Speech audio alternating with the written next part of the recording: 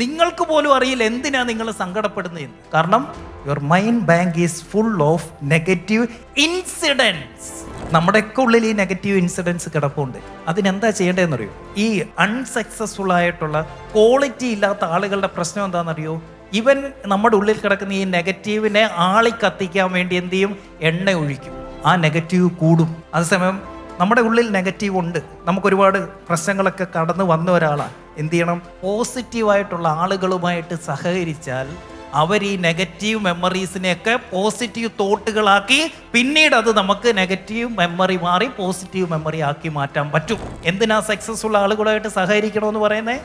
അവർ പറയുന്ന ഓരോ കാര്യങ്ങളും പുതിയ ചിന്തകൾ വന്നിട്ട് പഴയ മൈൻഡ് ബാങ്ക് അക്കൗണ്ടിനെ ഡിലീറ്റ് ചെയ്യും, റീപ്ലേസ് ചെയ്യും. നെഗറ്റീവ് ആളുകളാണെങ്കിലോ മറ്റേതിനെ ബൂസ്റ്റ് ചെയ്യും. അതുകൊണ്ടാണ് ഇവന്മാരെ അടുപ്പിക്കരുതെന്ന് ഞാൻ പറയുന്നത്.